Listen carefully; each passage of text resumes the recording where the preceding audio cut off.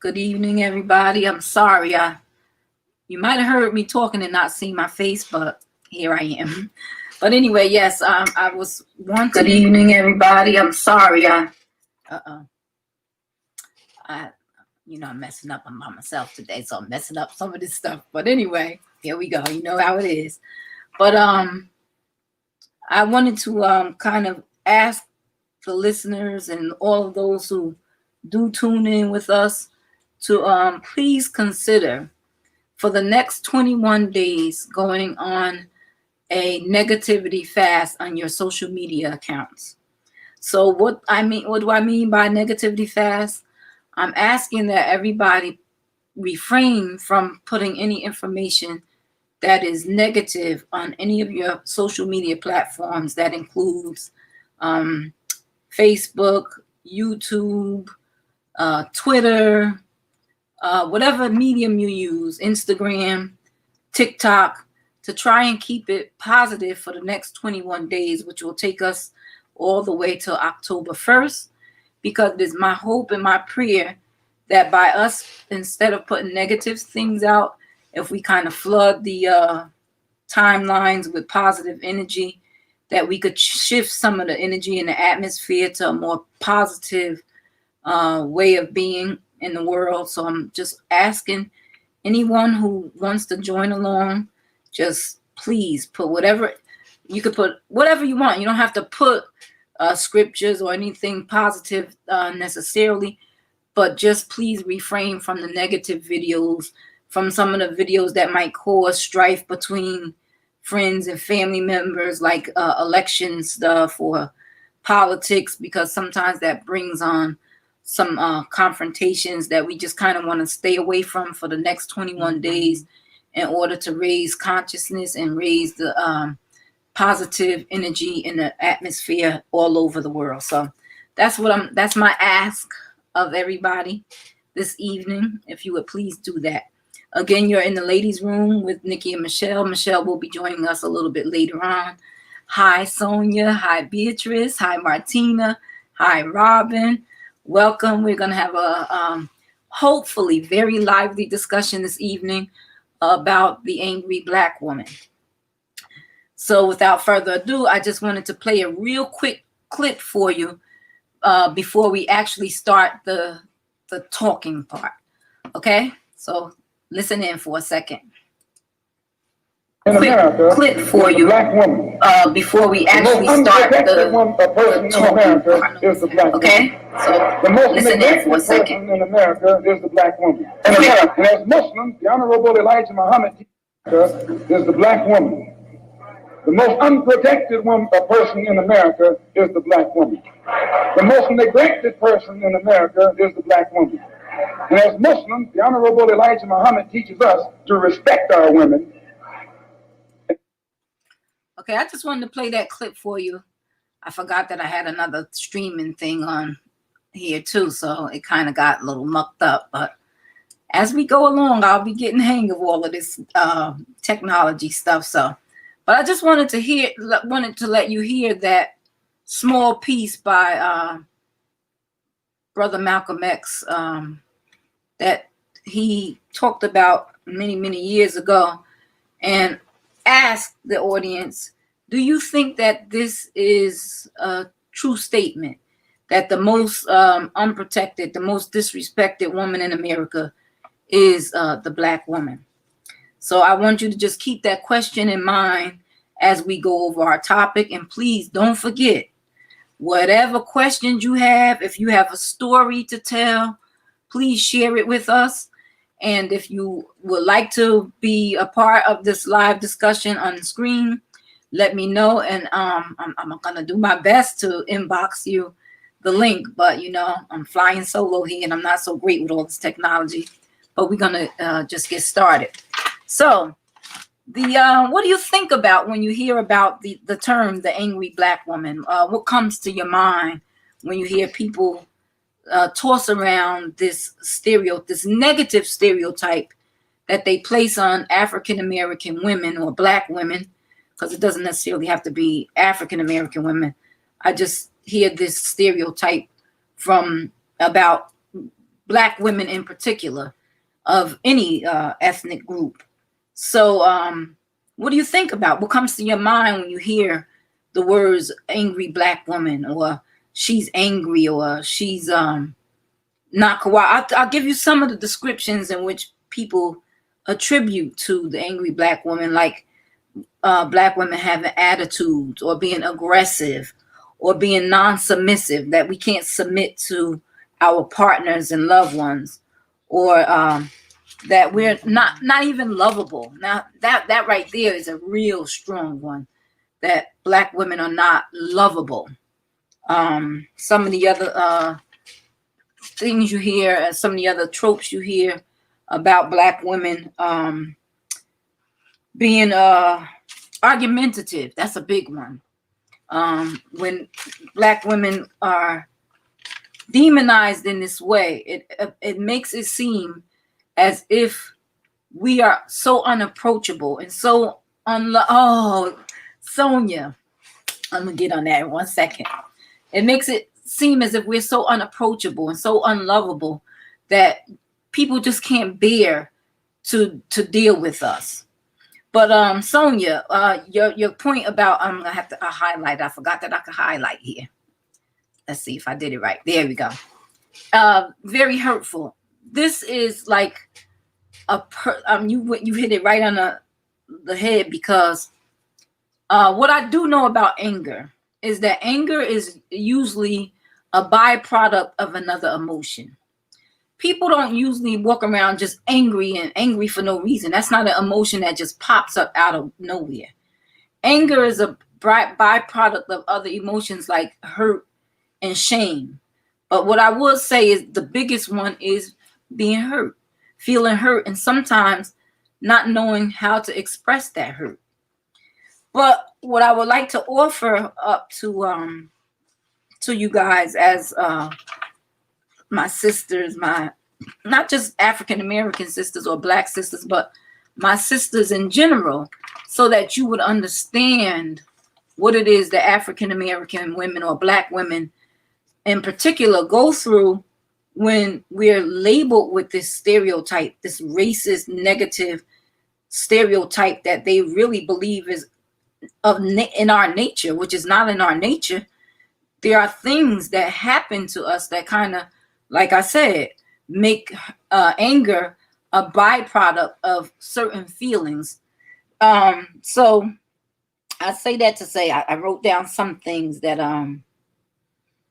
because what I wanted to suggest is people think that Black women, in other words, should be just quiet, that we shouldn't have much to say. There's no reason for us to always be so argumentative, or they even feel like at times we're combative, and that's not true. But I will say this: they think you should be quiet until they feel like they need you to guard the gate. I've been in so many situations, especially in work environments, where they expect women to just be quiet, but then when they need you to put other people in place in a way that maybe they feel like they can't do it, or they're too quiet or docile, whatever it is, they will put women out, Black women out in front. And this was a big thing for me when sorry, this little piece of here is driving me insane. It was a big thing for me when I worked in the school system. And I mean, I did it because I loved the kids. So whatever was going to work for the kids, I just did. So that part of it didn't bother me. But I really did resent the fact that you had a lot of teachers, you had a lot of professionals there who got paid a whole lot more than I got paid, who supposedly had a whole lot more degrees and education and certifications than I did. But for some reason, they weren't able to handle children in certain ways. But then they would always defer to the African American women in the building. And it wasn't just me. It was a lot of African American women in the building who were put in the same position because for whatever reason, and it wasn't like I was being mean to children, because I never did. It's just that Black women, what people don't understand, we have a way of relating to people in love, even when we discipline, that some people just don't understand. And I worked in the districts, the two districts that I did work in, of course, were districts with mostly minority children. So I was able to relate to them in a way that, some people were not able to. But I say that to say that, Black women, unless we're put in those positions, they want us to just go somewhere, sit docile in a corner and be quiet. And to me, I feel like those things come out of this negative stereotype of the angry Black woman. And what I'm offering tonight for a lot of Black women is this. For one, I like to work in solutions and stuff. So to give people some healing and hope. So one of the things that I would like to offer up to African American women is that you may have a reason to be angry. That's number one.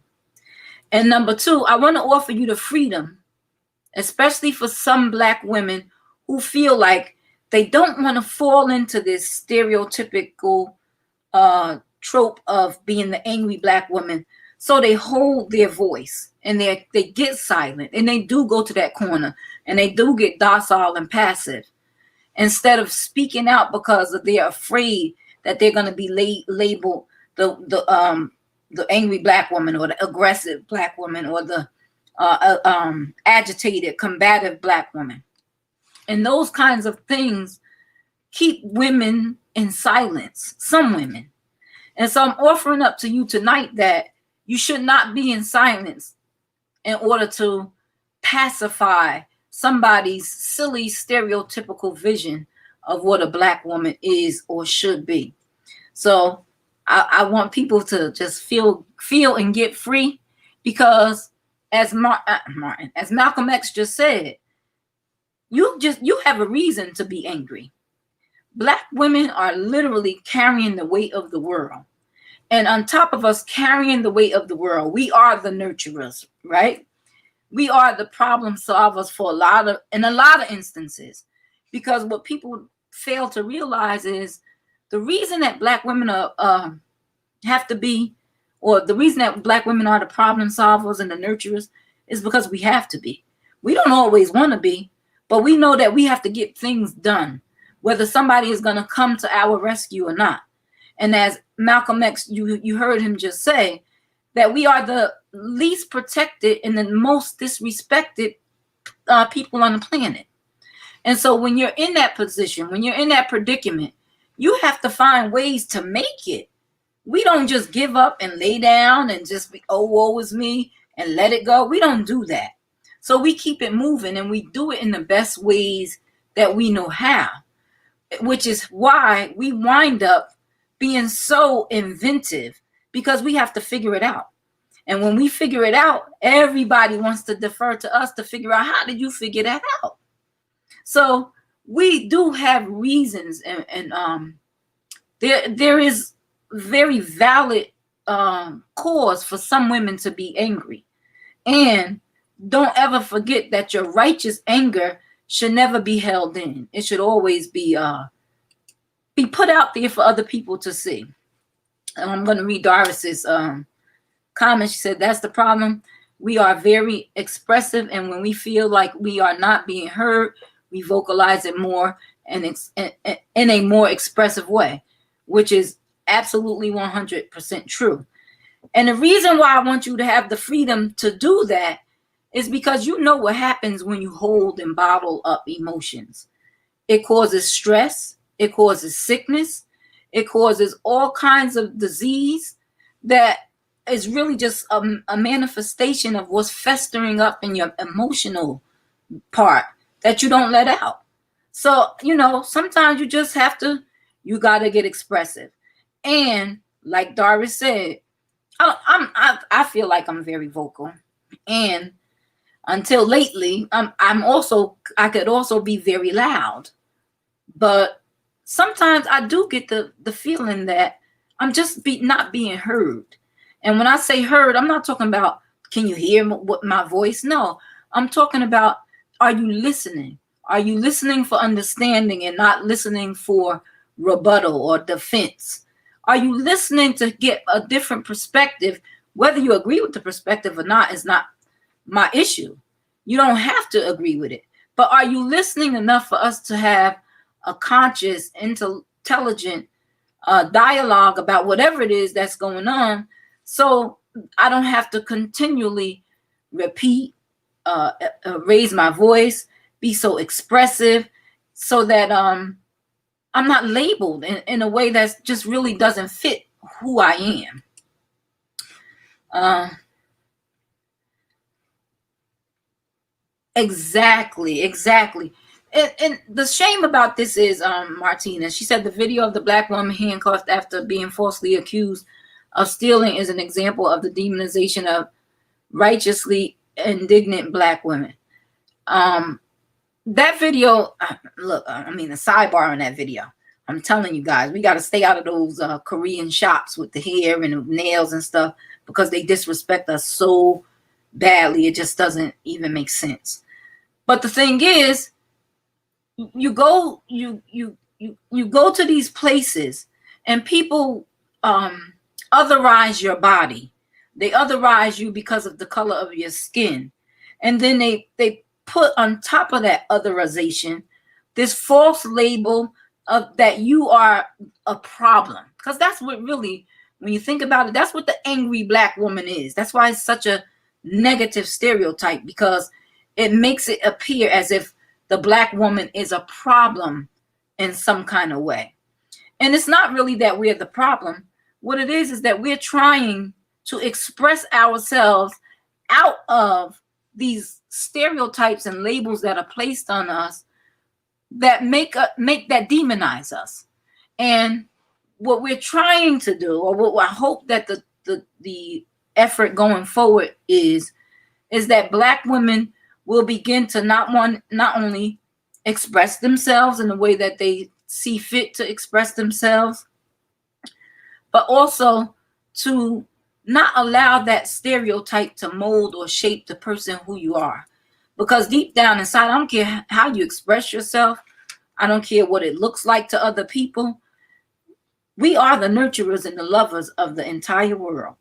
Now, I would be remiss if I sat here and said that, or made it seem or appear as if there's not some kind of emotional work that some of us all could do from time to time, and how we broach different situations here and there. There's lots of times where you do see women, crossing the lines, crossing the boundaries. But again, just like Sonia said, I think that kind of aggressive behavior, or that abrasive, let me see that's another word that they put on us, abrasive. I think those things come from someplace else. It's not coming from somebody just wanting to be abrasive. It comes from somebody feeling a certain way in a situation or a dynamic that makes it genuinely difficult for them to express themselves in a more calming, loving manner. And that's what we have to kind of peel back and help our sisters when they need it, because they don't always need it. But when they need the help them learn to how to express themselves in ways that lend beauty to who they are, that let people see them in other lights. And that's okay. Sorry, I forget to highlight some of your comments that are so good. Yes, black women we are the strongest women on earth. And as I said earlier, we are the strongest women on earth. And we don't always want to be, but we have to be whether we want it or not, because we are the least protected, most disrespected women on the planet. And we have to kind of put up a certain kind of shield in order to protect ourselves. So that's what it is. Hi, everybody that has joined us. I see some more people have come into the room. Again, you're on in the ladies' room with Nikki and Michelle. Today, we are talking about the angry black woman and the negative stereotypes that have been assigned to us as a race of women. and we want to dismiss, not dismiss. We want to trying to find the right word, but we want to not only talk about that, but we want to kind of get rid of that stereotype for ourselves. And Carla says, many can't handle our strength. We are strong because we have to be. The world we live in, being Black and a woman, and if you are dark skinned, it's worse. Oh my God. Yes, Carla T, you are 100% right.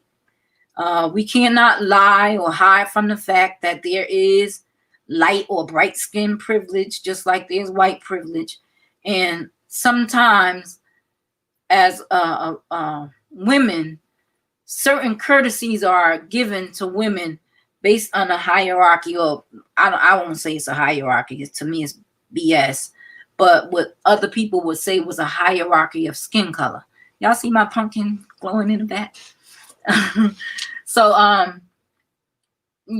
but yes, we are the strongest women on the planet because we have to be. We don't always want to be, but we have to be.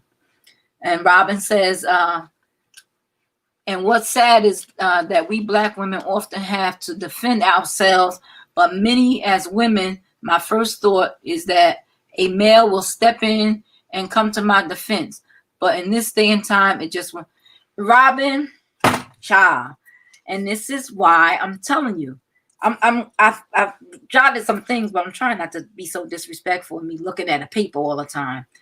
But the thing about that is this, and I'm going to tell you a story that I had that happened to me, and this was years ago, maybe.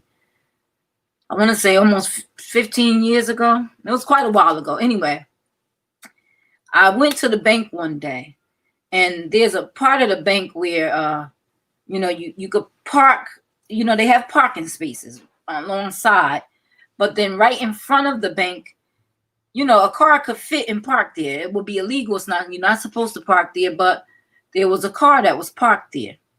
And I got out, I parked in the space the way I'm supposed to park. Got in, but this car was blocking my entrance to the bank.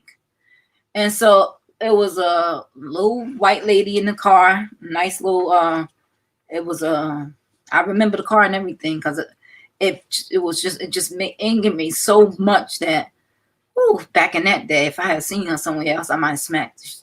Well, anyway, I'm not violent like that anymore. But anyway, I remembered everything about it because it was such a horrible confrontation. Because I simply was walking to her car to ask her to, move. You really are in the way of people walking in and out of the bank. And there was plenty of space. You could have parked there. I don't know why they didn't, but they didn't. And so she so nastily goes to walk up, roll up her window. So I'm like, back lady, I'm just asking you to, move the car. And a Black man comes out flying out the bank. Now, literally, in my mind, I'm thinking, he coming to help me out because she dead wrong. But it was her boyfriend or husband, whatever. Do you know he cussed me out so bad and told me that's why something. But that, in so many words, he called me the angry Black woman. That's what, and said that's why Black women can't find men. So in that moment, I was so, and this is one of the reasons I think that I even have this little complex about Black men with other races of women, because it appears to me that at times they do things that that protect other women in a way that they don't always protect us. And when you leave us out there to fend for ourselves in that manner, what else would you expect us to do but to become angry? Because that is a hurting experience. It's a hurting experience to know that not even my own people will take up for me when I need to be taken up for. Or not my own men wouldn't stand up and defend my womanhood. So as a woman, I have to defend my own womanhood. And that does make Black women angry. What else would you expect? So your anger has some righteousness. It's just that we want to channel it in a way that is beneficial to us.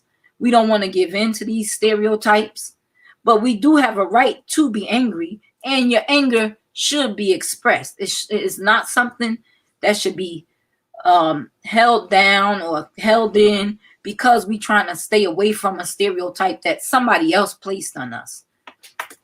I'm gonna go to hey Angela. Let's go to some of the Kimberly says black men tend to use that as an excuse for them dating out of their race every time. And I think the hurting thing about that, about them using that as an excuse, is that I have seen so many black men with white women or whatever other kind of women, and they think they're going over, the grass is greener.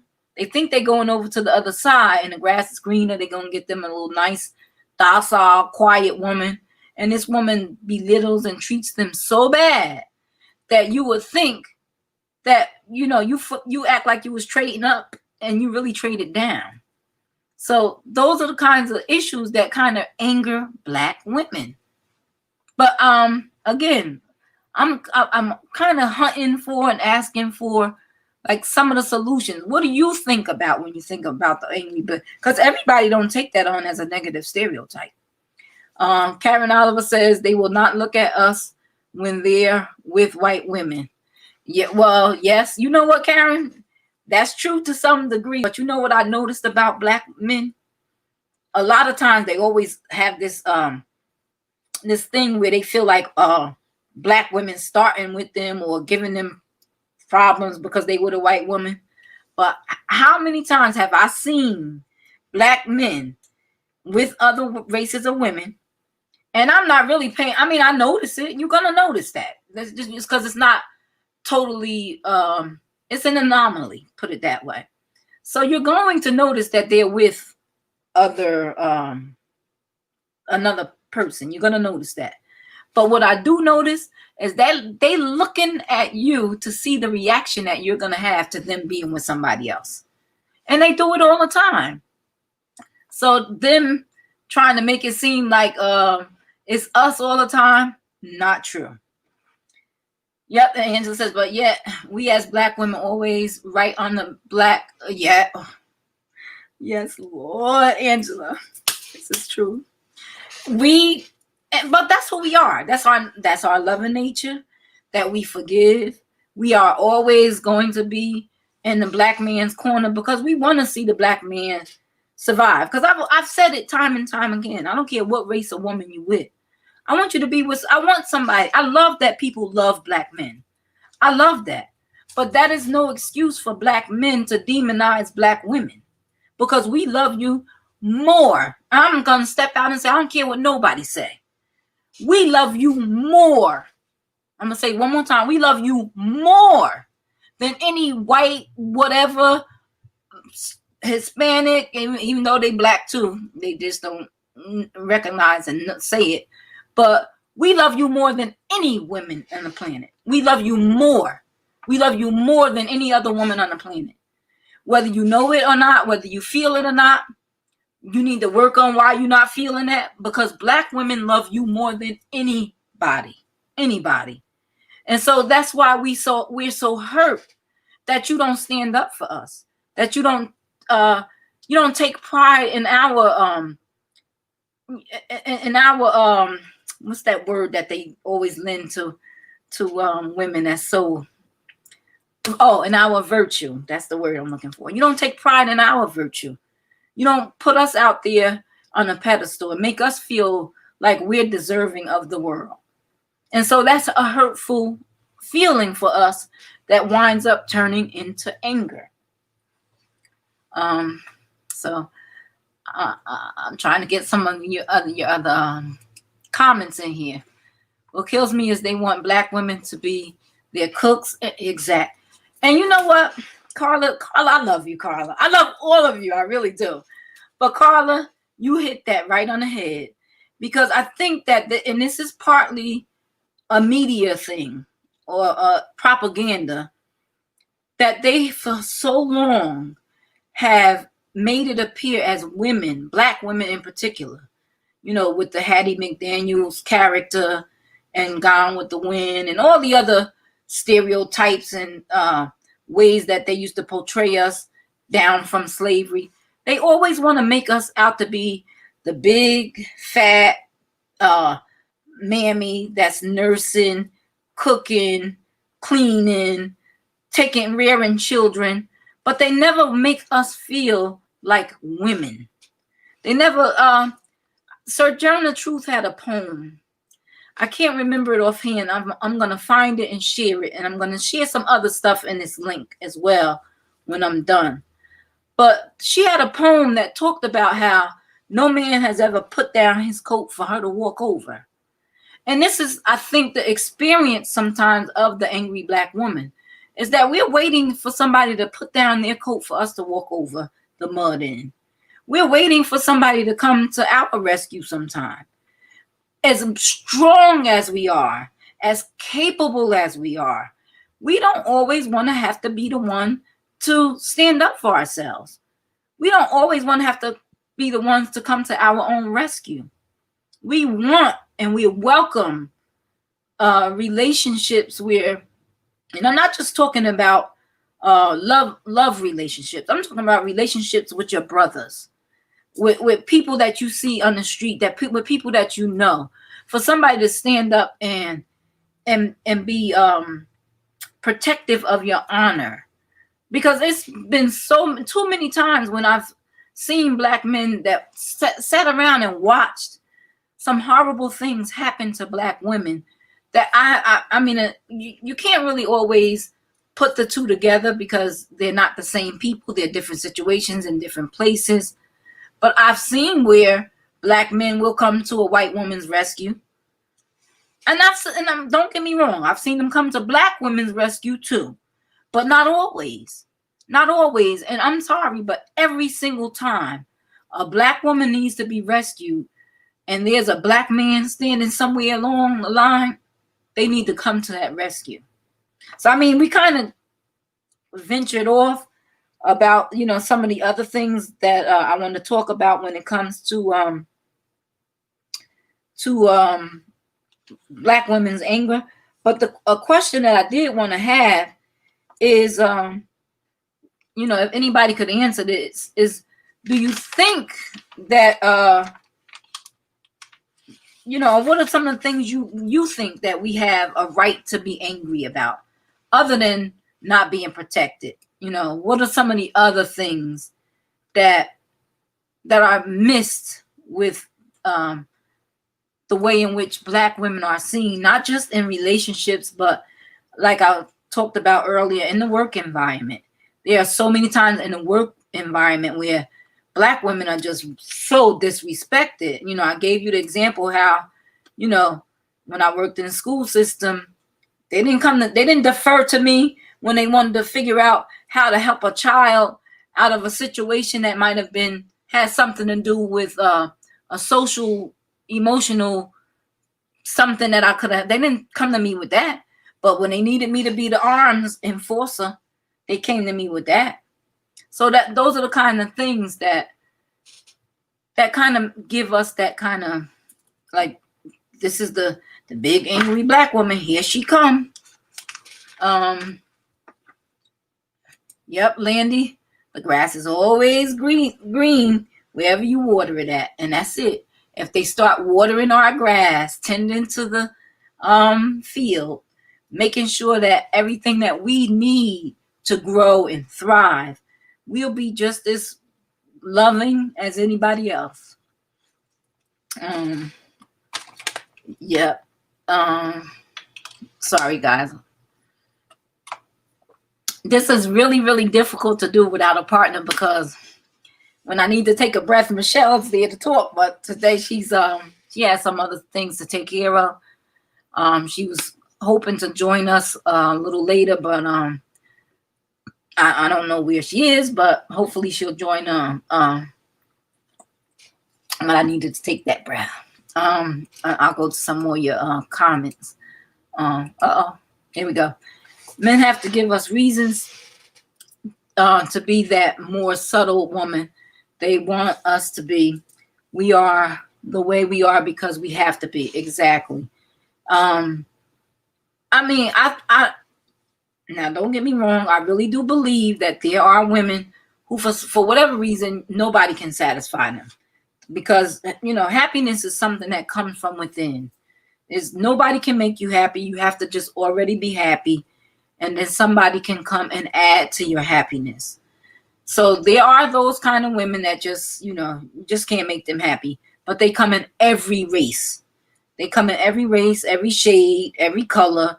So they can't pin this on Black people, on Black women. But I will say this. Every woman just about, I'm generalizing, but we know there's exceptions. But any woman that you provide for in the correct way, you treat her with respect, you treat her with dignity, you love on her and make her feel worthy or part of your life, she's not going to be angry and mad and mean all the time. Why would she be? Everything is gravy. She's going to be soft. I know if I had somebody that I can count on, and I'm talking about in a man relationship. I do have people that I can count on, but I'm talking about in a relationship. When you have somebody who is loving you, who is taking care of you, who is respecting you, who makes your load lighter, you have no choice but to be loving, and all you want to do is love when you have that kind of situation going on. So I don't understand this whole idea that Black women hold this particular innate thing to be angry. We don't hold that. We angry because we're protecting ourselves from all the hurt that comes our way because people are not taking care of us the way we need to be taken care of. Karen says, I'm going to put a black man, I think she means, in God's hand because I'm tired of worrying about them taking. Yes, Karen. I think that we are just going to have to, we're going to have to do that for our own sanity and our own peace and our own peace of mind. We are going to just have to pray over Black men, put them in God's hands, hope that they come around. And if they don't, they don't. But we have to find a way to find peace within ourselves because life is hard. And it is doubly hard when you combine the intersections of being a woman and being a Black woman. I don't care what nobody else say. Those two intersections are the worst two intersections that a person could have. I understand that Black men have it hard, and they do. I would never say that they don't. But they also have the ability to walk away from certain situations that Black women don't have because we are the nurturers. And I'm not just talking about people as mothers. I'm talking about we are the nurturers, period. There are a lot of women who don't have children. We have Michelle. I'm going to just add her in while I keep talking. But we have people who don't have children, but they still are nurturers in their communities. They're still nurturers in their families. They still take care of nieces, nephews, aunties, and uncles. So we are doing things and taking our responsibilities that men just have the luxury of walking away from sometimes. And that's why it's doubly hard for Black women as a whole. Hey, Michelle, we missed you too, boo. Oh my God, I was having a panic attack knowing that this was going on and I wasn't over here. Girl, don't panic, cuz just jump on in where you fit in. I'm just trying to get caught up now in the conversation. Oh, reading the comments? Yeah.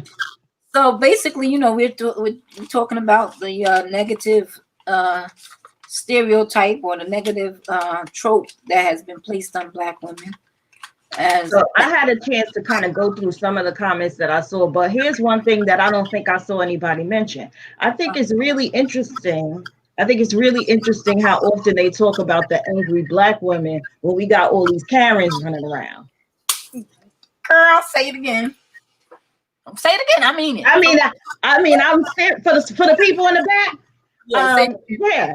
it's like, what's the comment about all these? And they carrying on about nothing. I feel like at least we could say we carrying on about something, whether it's for our rights, it's for our principles, it's for our protection, whatever. But you got these white women running around here crazy because they don't want to put on a mask. Right. Or some other silliness. So I think it's interesting to see that, you know, Black people, like always, continue to get these negative connotations over the things that we do, and everybody else just get to run around and be crazy for free. Oh, see, this is why I love you in the discussion, because it just, you know, you have a way with your words that just kind of sum it all up for us, because this is the truth. It's crazy to me. So it was, you know, that's another one of the reasons why I can't figure out why I can't get my volume down. Hold on. That's another one of the reasons why when you even brought the topic to my attention, I got really excited, because it's a consistent double standard that takes place for us in our community. I mean, the topic right now is just, you know, about the angry Black woman. But the reality is our whole race is seen as adversary. You know what I'm saying? Every Black man is going through the challenges that they are because they think we all hostile. They think we all angry, as if we don't have a right to be.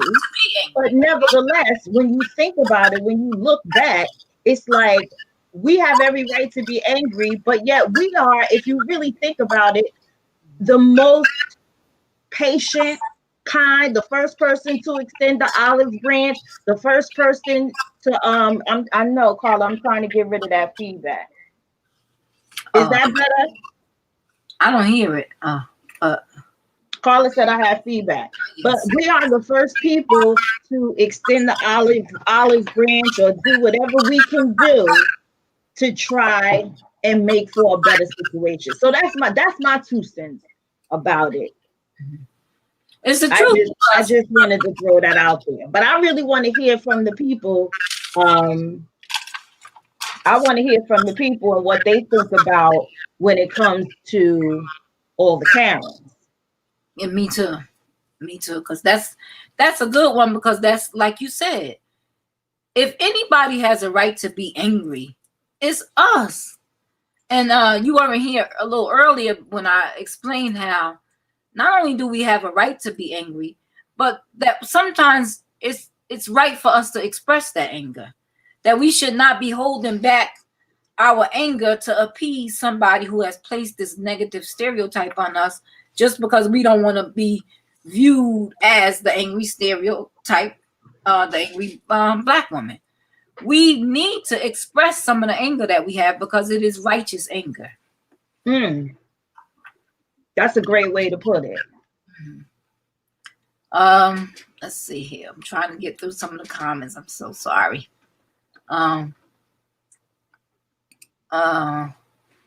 Exactly. You don't like the disrespect. Exactly. Yeah, because that was another thing before you came on. I played the little small clip from Malcolm X, how he explains that the Black woman is the most neglected and disrespected woman person on the planet.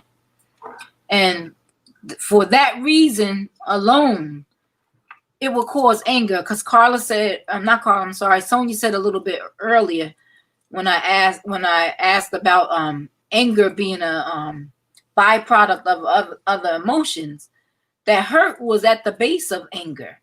And it's so true that people are not just angry just to be angry. Angry is a secondary emotion. That anger comes from other emotions. And so when you're hurt about different things, that creates a lot of anger. And so we are hurt that people feel like it's okay to disrespect us in ways that they would never think to disrespect other people. And especially when you add on top of that people would disrespect you, and your brothers, your husbands, your whatever they are in the world would stand by and watch that disrespect and not come to your defense.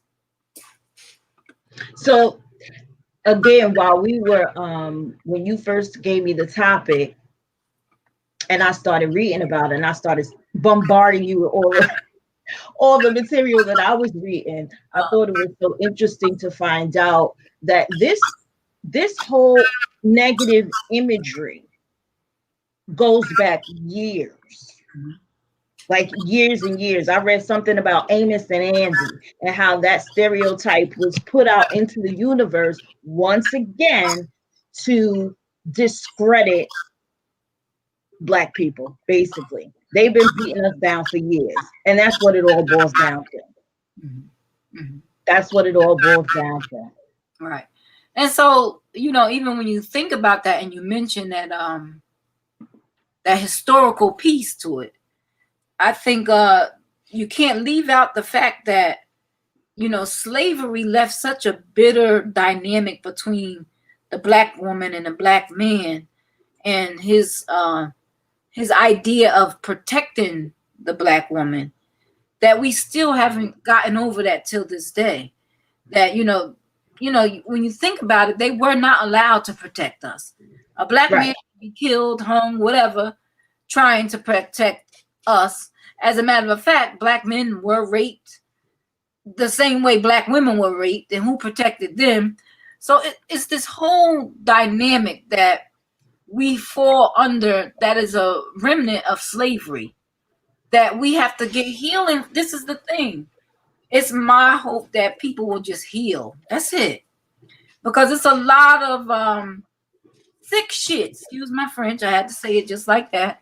It's a lot of sick stuff and a lot of sick pathologies that have been passed down from slavery that we have not been learned out of. We have been taught how to deal with those pathologies, and we've been dealing with them, but we haven't really healed from them. We haven't gotten over them. We're still, we're still stuck there. And because of that, we are suffering, and nobody is gonna come to our rescue but us. So how do we heal from that? How do we? The first thing is, I like what Karen wrote, by the way. She said, I think we need to do better about lifting each other up, because if we worry about men and other races, we have no win-win situation. I agree with that. I agree with that 100%. Totally. In fact, Karen, this is the reason why I created this kind of, Michelle and I created this particular way of us to interact as women, because this is men can view it, of course, it's live, open on Facebook, but it's a space for women to share that is just created with us in mind. Black women in particular, all women, but Black women in particular. And she's 100% right that, in fact, what she's saying is part of the question you asked, Michelle. How do we heal? That's one of the ways in which we heal, is that we have to learn how to lift each other up. Well, that's kind of sort of what made me think about it. Because it's about moving forward, because we could sit and wallow in all the challenges that we face on a daily basis, but how do we move past it?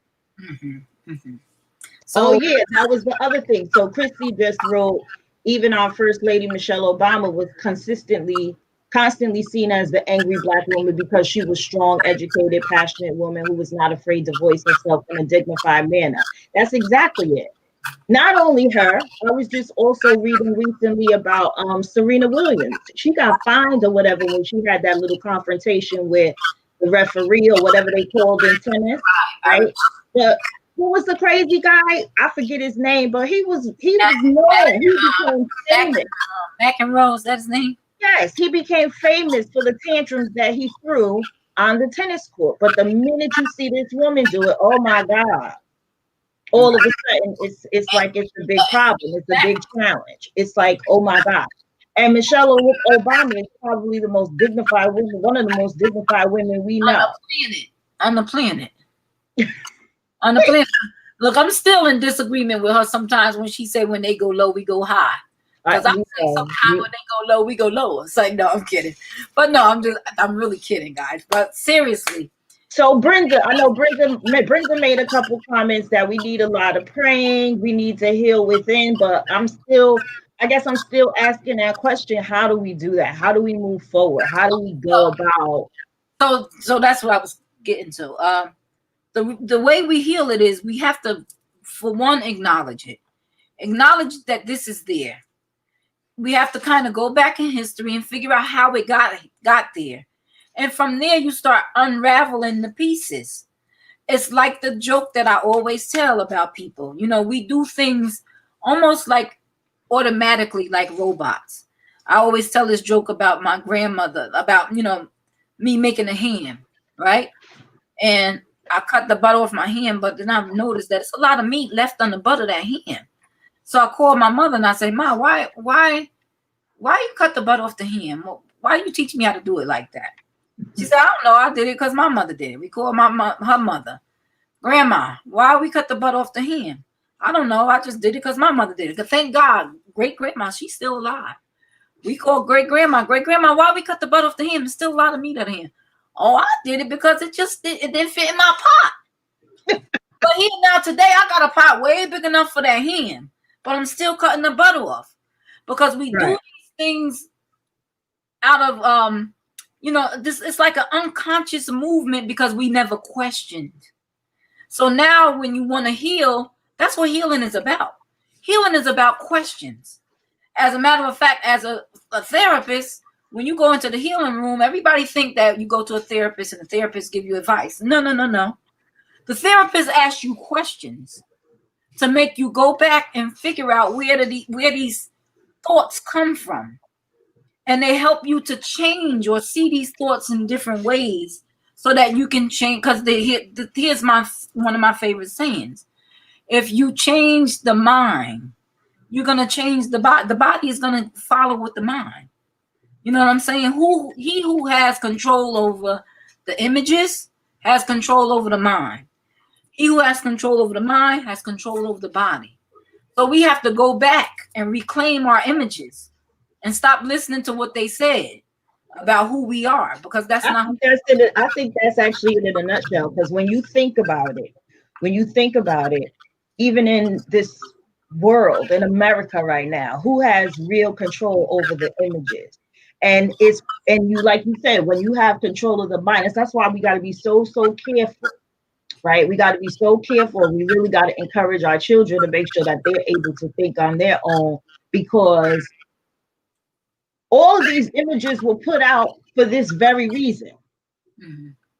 I mean, again, it's been going back for years and years and years. It's like, let's pit them against each other. Let's make them hate each other.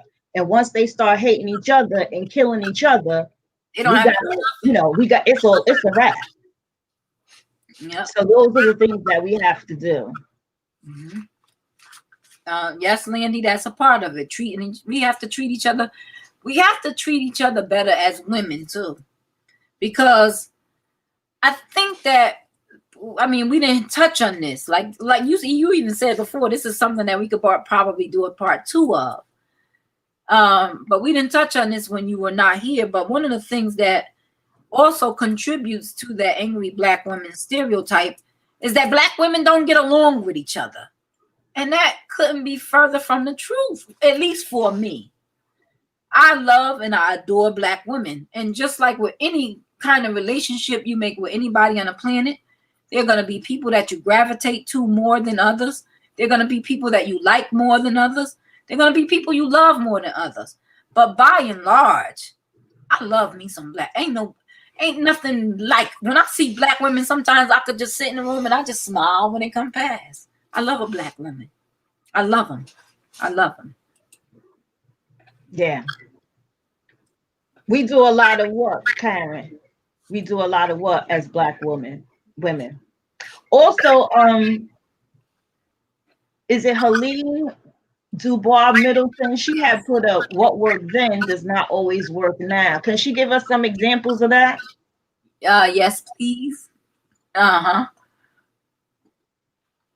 would like to know what she means by that, but we are kind of running down on time. So while we're waiting for some other responses, I would like to again ask and that you all follow us on the challenge and join with me in this 21-day fast of negativity on all your social media sites, Twitter, YouTube, Facebook, TikTok, Instagram, wherever you have a social media presence.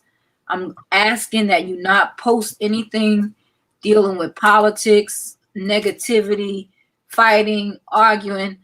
I'm gonna respectfully ask with a caveat rather, that you not even post anything about police brutality unless it's something in support of the movement.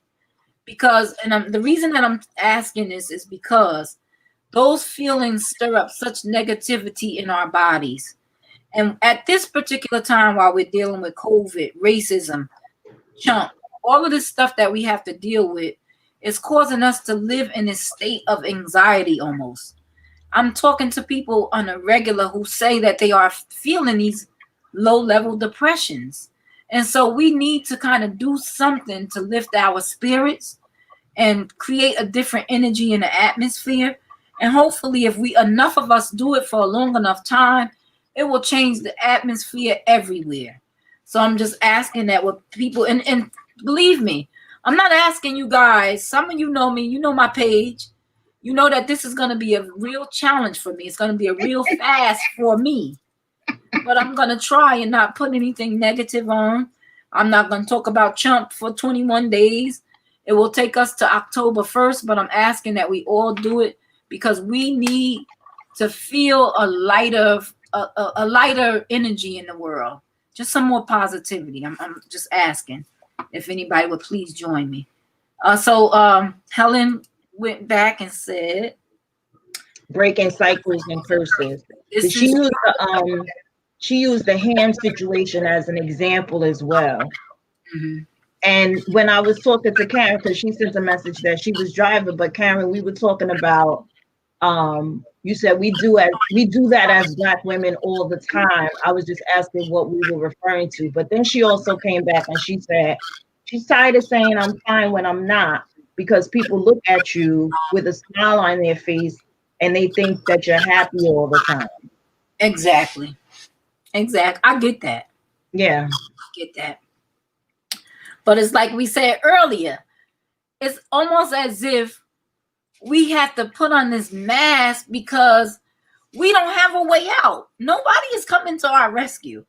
So we have to do this. We have to do what we have to do to make it work. And sometimes that means putting on this doggone face that this is not really how we feel inside. This is just what we have to present to the world to get through the world. And I also think part of that has to do with because of the stigma. Because of the stigma, you put this happy face on because if I say something, they're going to think I'm the angry Black woman. Yeah, we talked about that. Yeah, it's the truth. But I'm telling you guys, this is what I said earlier. I swear, I want you to be released from that demon. If you need to, don't worry about what somebody else, what they think about you is their business. If you need to release that anger without violence, of course, release that anger. Don't hold on to anger because anger held on the inside causes a certain amount of stress that will cause you to be sick. So when you get mad, just get mad. It'll pass, you know. I mean, you're not getting mad and lashing out for any old reason. You're not just going to walk around mad all the time. I hope not. But if there's a legitimate reason for you to be mad, be mad. And we already talked about the fact that there are legitimate reasons for us to be mad. Some of us are a lot. Right. Some of us are mothers whose kids been gunned down in the street. Some of us are mothers whose kids are not being treated well or right in school systems. We have a lot to be angry about. So don't walk around with a happy smile if you're not happy. You know, get some healing for your emotions. Try to read. Carlos is gonna cover our face, but that's okay. Read that, Michelle, so I can catch my breath a little bit. To a certain degree, I believe we will always be labeled as angry Black women by others because they think that because we stand up for ourselves, we are angry. If they're waiting for us to stop standing up for ourselves, that we will never happen. Mm-hmm. The world often confuses anger with standing up, talking loud, etc. It's true. Absolutely. Yeah, there's a lot of that too. I think the way we move confuses people. Yes. Yep. That's it. But it's again, Michelle, like you said, to your point, it's so true though.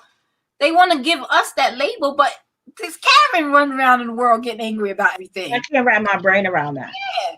Karen calling the cops because your kids want to get on a swing. That's Karen. That ain't not you, Karen Oliver. You know the other Karens. I know you probably can't stand that they name those people Karens, but that it's not us. Put it that way. It's not us. It's them. But you know, that's part of their whole dynamic, is that everything that they are, they try to project onto us. They are the ones who introduce violence and racism into this society. But you always find that they'll try to project that onto us as if we're the violent, racist ones, and that's not true. Exactly. So Robin always come up with the nuances, right? She gonna say, what we are doing by displaying the negative videos, especially the recent police killings, is a new term called trauma porn. Yes, absolutely. Yes. And these videos affect our psyche on a daily basis. That is absolutely right. And it's absolutely a term that, you know, psychologists use as a way. And to me, you know me, I'm a big conspiracy theorist. I believe they kind of doing this shit on purpose. Well, they are. Well, we said that though. They doing this on purpose. They know how it makes you feel. They know that you're gonna feel weighted and heavy and upset and angry. So that's why I'm asking that with people, please. I know it's gonna be hard, and I'm gonna ask. I probably have to put it on my post somewhere because, you know, people see my page. They know what I'm about, I guess, and so they tag me to everything like that. And some of the stuff I have to, you know, put it on because they don't put it on. They send it to my box, but they don't have the courage to put it on, which pisses me off. But anyway, she got a punching bag. Yeah, I think we all need one. But anyway, needless to say, you know, these things anger and upset me. So I'm going to ask people, please don't send it to me for the next 21 days. And I'm just going to do my best to just keep my, you know, lilies and butterflies on my page for 21 days. We'll see what happens. You're trying to rewire your psyche? Exactly. I need to rewire my psyche. Yep, but we ran out of time. We ran over time. And I thank everybody for joining in. I really appreciate you all. Next week, I'm going to give you a preview of next week. I usually don't do it this early. I usually put it out on Sunday. But I want you all to come back because we're going to be talking about dating over 40. Oh! Woo-hoo-hoo, and that's something else. So please, everyone, if you have the time next Thursday, we might even have to move to another day, but me and my co-host will talk about it. Yes, I'm sorry, guys. Today was traumatic. So let me get this last comment in here. Yes, that's true, Carla. Yeah, and that's the thing. They tag me to it, and so it don't automatically go on my page. But when I get the tag, I'm still going to see it. And for 21 days, I just don't want to. I want to kind of woo-saw and bring new energy into the world because we need it, you know. I really believe that if we do it right and we wind up letting it last longer, that energy might push Trump right out of the office. So, yes, let's get it done, people. Let's get it done. But I love you all. I really This is my positive vibes going out. Positive vibes going out. Yes, please. So yes, please come back and see us again next week.